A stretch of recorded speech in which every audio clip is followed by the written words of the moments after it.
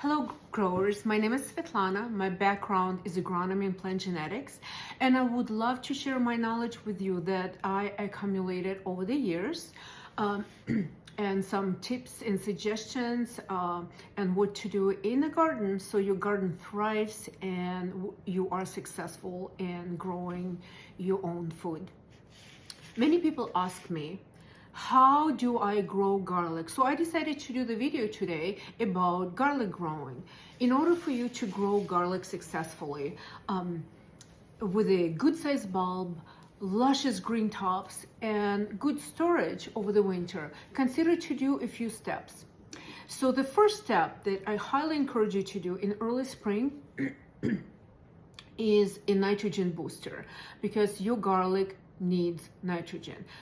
Let's assume that you prepared your soil, you put all the organic matter in the soil last fall, you amended the soil with organic fertilizers or whatever fertilizers you use for garlic growing. Next, you planted the garlic and you put your beds to sleep until spring.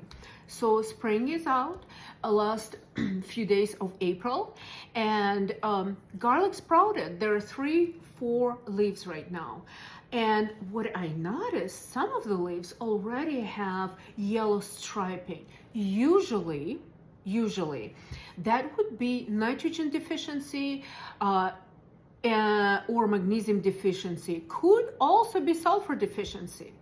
And I have decided that I'm gonna give a boost to it with the mineral fertilizers. Why mineral fertilizers and not organic? For organic fertilizer, you need active bacteria in the soil to break it apart and turn it into the certain form, that easier form for the plants to digest and start growing. It's gonna take time. Bacteria is more active and starts thriving about 60-65 degrees. The soil is right now between 45 and 52 degrees. I did put thermometer last night into the soil. So it's not really active. It's just waking up. So, and that is why I'm gonna use mineral fertilizers in low dose. It's totally fine to use mineral fertilizer as long as you have plenty of organic matter in the soil. And as a matter of fact, it could help your beneficial bacteria to thrive, because it's gonna feed it in the soil as well. So what kind of fertilizers work best in early spring when the temperatures are cold, especially nitrogen fertilizers? So we are going to use, or what I use, nitrogen in the form of ammonium. Why ammonium? Because ammonium works best in the cooler temperatures between 40 and 50 degrees. The plant would be able to absorb this form of nitrogen and start growing. And specifically, I'm going to use ammonium sulfate. So ammonium is a nitrogen part. Sulfur is very important component of the garlic, and we need plenty of sulfur to grow garlic successfully. So with the luscious green tops, it's responsible for overall healthy growth of the plant, and especially to get the yummy, spicy, garlicky taste that makes garlic garlic. Now, the second fertilizer I'm gonna use, magnesium sulfate. Why magnesium sulfate? Because magnesium is a central element of chlorophyll, and we need chlorophyll to have very good photosynthesis, the process to create a process of photosynthesis, and that's what makes the garlic leaves green and luscious. Magnesium also helps to move the energy throughout the plant, and also helps overall for the healthy plant development. The third fertilizer is going to be potassium sulfate, and potassium is responsible overall. Potassium literally takes sunlight, turns it into the energy, and spreads it throughout the plant where it needs the most. It's responsible. It also helps with the stress relief, and we have plenty of stress with the temperatures right now because, like in Minnesota, it was 85 degrees a few days ago, and next it dropped down to 32 degrees. I woke up and we had snow and frost, so that's a lot of stress on the plant. Potassium also responsible for the energy movement in a plant, and it will also help you to develop, basically we're given a foundation right now of potassium for the bulb development, because you will not have good cloves or good clove growth if you don't have enough potassium in the soil. Now we are gonna stay on a low dose of mineral fertilizers and the recipe that I'm giving you is good for 10 liters of non-chlorinated water. You can either pour the water from the faucet and just let it sit outside for 2 hours so chlorine will evaporate, or you can use rainwater, whatever is accessible to you. So mix, let's get to the quantities of the fertilizers. We're gonna take 20 grams of ammonium sulfate. We're gonna add 20 grams of potassium sulfate, and we're gonna add 20 grams of magnesium sulfate. We're gonna mix all of it together. We're gonna dilute it in the water fully. Usually I will swirl the water, mix it well, and I'll let it sit 10-15 minutes. I would come back and swirl it again. Now, if you want to add biological amendments such as beneficial bacteria or humic acid, you always need to add all your biological amendments at the very last moment, right before you're ready to use the fertilizer. So today I'm gonna add humic acid. It's not a fertilizer, however, it binds all the nutrients together and it makes it more accessible to the plant for the better growth. And also I'm gonna add Trichoderma hertzianum. I hope I pronounced it correctly. I usually just say Trichoderma, which is Latin name is Trichoderma hertzianum.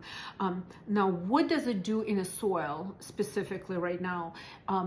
It will start suppressing bed bugs, bad bacteria in the soil, basically prevents disease development. It'll help the root growth and overall the plant growth. The second bacteria I'm gonna add is some kind of form of bacillus. Bacillus is wonderful in preventing diseases, and there are multiple forms of bacillus. I'll make the video about it and different forms of biological amendments and how you can grow it at home just in the next few days. Just keep an eye open on it. And in the third element, I might add just some kind of mycorrhizer. You can use root mycorrhizer, so help for the root to explode and get big, healthy, and thick. So the better root system we develop now, and a green tops, then better bulb it will be.